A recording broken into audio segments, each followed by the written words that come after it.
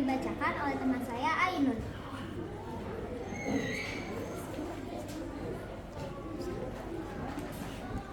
Halo teman-teman, nama saya Ainun. Saya akan menjelaskan A dan B, yaitu kebutuhan fisik dan kebutuhan emosional. Yang pertama, A. Kebutuhan fisik. Kebutuhan fisik adalah kebutuhan dasar untuk bertahan hidup dan menjaga tubuh, seperti makanan, air, tempat tinggal, pakaian, tidur yang cukup, medis, dan kebersihan pribadi. Lanjut yang kedua, B. Kebutuhan emosional. Kebutuhan emosional berkaitan dengan perasaan dan kesejahteraan emosional. Emosional seseorang seperti kasih sayang, keamanan, persahabatan, dukungan emosional, dan kebebasan berekspresi. Sekian penjelasan dari Hai teman-teman, aku Syadila akan menjelaskan jenis-jenis kebutuhan sosial dan kebutuhan intelektual. Kebutuhan sosial mencakup interaksi dan hubungan sosial dengan orang lain.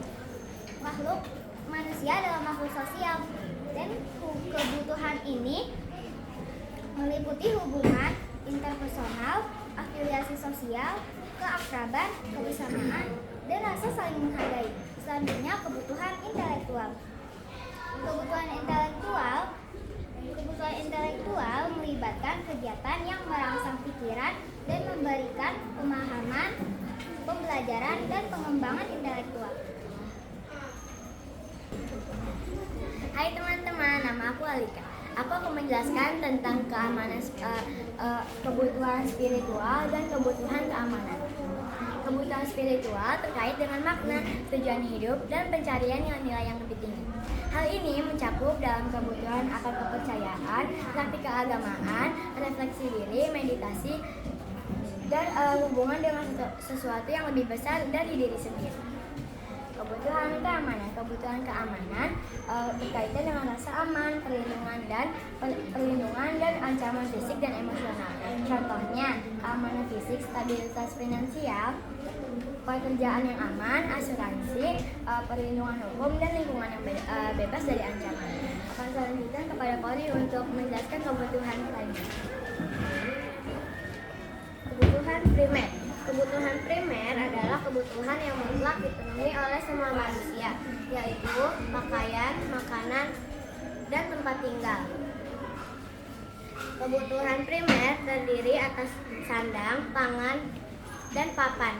Sandang yang berarti pakaian yang dipakai oleh manusia. Pangan adalah makanan yang dimakan oleh manusia. Dan yang terakhir adalah papan, berarti tempat tinggal.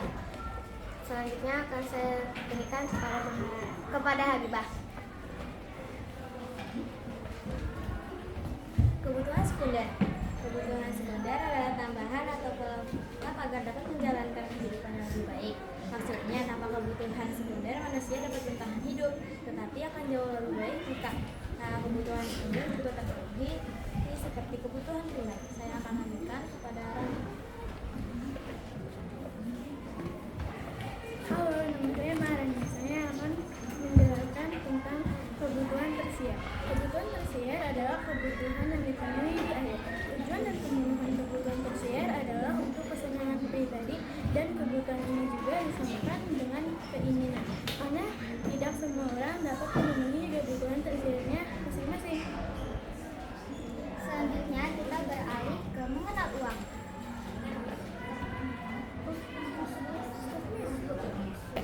Sejarah uang. Sebelum ada uang, manusia melakukan tukar-menukar atau barter. Karena adanya perkembangan zaman, orang mulai meninggalkan cara ini. Berikut alasannya. A. Mempunyai kebutuhan yang terus bertambah. B. Makin bertambah jumlah manusia. C. Kesulitan membawa barang yang akan ditukar. Kegiatan ekonomi. Peran distributor memiliki berbagai fungsi. A. Menyalurkan barang dan jasa. B. Membeli barang dan jasa. C. Menjual barang dan jasa, dan lain-lain. Selanjutnya akan saya berikan kepada Syadila. Syarat uang. Uang yang telah disepakati sebagai alat tukar harus memenuhi syarat sebagai berikut, yaitu ada jaminan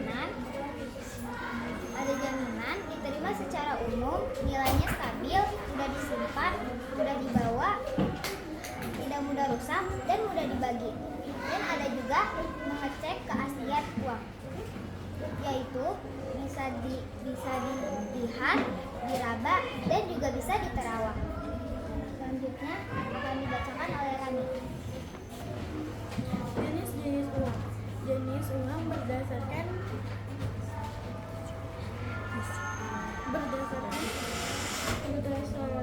lembaga yang mengeluarkannya.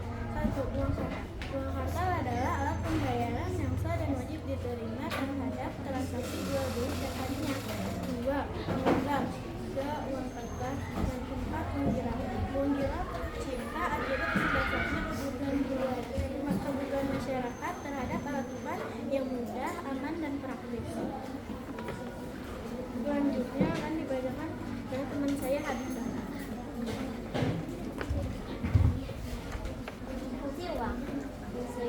Selain sebagai alat tukar, uang juga memiliki fungsi lain dalam kegiatan ekonomi.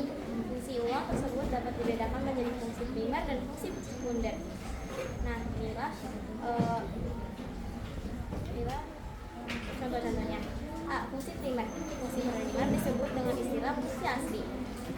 Sebagai alat tukar atau medium of exchange. 2. Sebagai satuan hitung atau unit of one. B. Fungsi sekunder. 1. Sebagai alat pembayaran atau disebut juga dengan unit of payment. Yang kedua, sebagai alat penyimpanan kekayaan atau store of value. Yang ketiga, sebagai alat pemindahan kekayaan. Dan akan dilanjutkan oleh teman saya, Aina.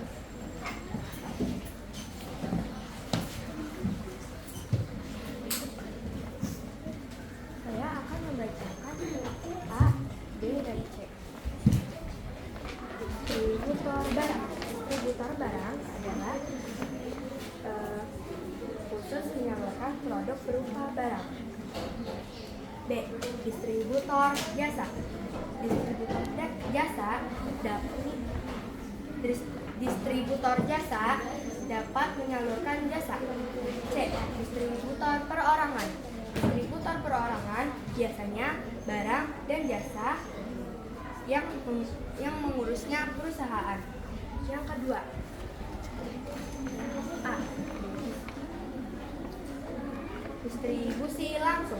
Distribusi langsung dapat dikatakan distribusi langsung apabila barang atau jasa akan distribusi langsung oleh konsumen. B. Distribusi semi langsung. Distribusi semi langsung berbeda dengan distribusi langsung.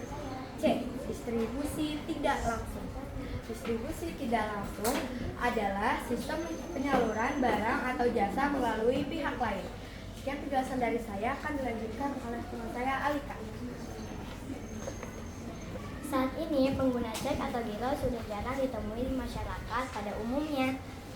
Dengan perkembangan teknologi ini, kita mengenal adanya uang elektronik.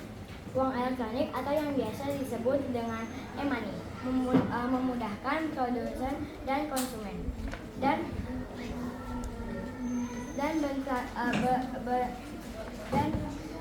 bertransaksi secara elektronik atau dengan internet untuk menggunakan e-money. Pertama-tama kamu harus menyimpan sejumlah uang dulu. Nominal yang disetorkan akan dibentuk dalam bentuk saldo e-money. Saldo e-money inilah yang digunakan untuk bertransaksi. Sekian penjelasan dari kami.